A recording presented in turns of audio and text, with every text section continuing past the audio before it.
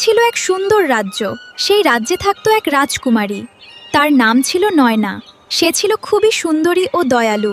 সে রাতে আকাশের দিকে তাকিয়ে পরীদের কথা ভাবত। একদিন হঠাৎ এক ঝলমলে আলো নেমে এলো আকাশ থেকে। নয়না, তুমি কি আমাদের সাহায্য করবে? আমাদের পরীদের রাজ্যে খুব বড় বিপদ হয়। হ্যাঁ, আমি সাহায্য করব। তখন নয়না জিজ্ঞাসা করল, কি বিপদ গো? আমাদের রাজ্যে খারাপ পরী আক্রমণ করেছে।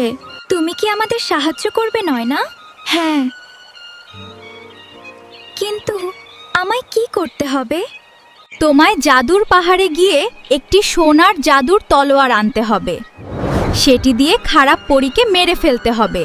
ঠিক আছে গো ভালো পরী, আমাকে ওই পাহাড়ে যাওয়ার জন্য কি করতে হবে? তোমায় 5টা অধ্যায় পার করতে হবে। 5টা অধ্যায়? হ্যাঁ, 5টা অধ্যায় পার করতে হবে। তোমার পরীক্ষা হবে মনের। তুমি এর ফলে ভেঙে পড়বে, কিন্তু তোমার ভেঙে পড়লে হবে না, ঠিক আছে? দ্বিতীয় অধ্যায় তোমায় পরীক্ষা দিতে হবে ধৈর্যের। এই ধৈর্যের অধ্যায় পার করতে হবে। নিজের মনের উপর জোর রেখে মন শান্ত রাখতে হবে। তৃতীয় অধ্যায় পরীক্ষা হবে তোমার সাহসের। তোমার ভয়ের কাছে সাহসকে জিতাতে হবে। চতুর্থ অধ্যায় তোমার পরীক্ষা হবে তোমার সততার। 5 অধ্যায় তোমার পরীক্ষা হবে দয়ালুতার। এই বলে পরীটি তাকে পাহাড়ে একটি জায়গায় এনে বলল, এই পর্যন্ত আমি তোমার সঙ্গে ছিলাম। এরপরে তোমাকে নিজেই যা করার করতে হবে।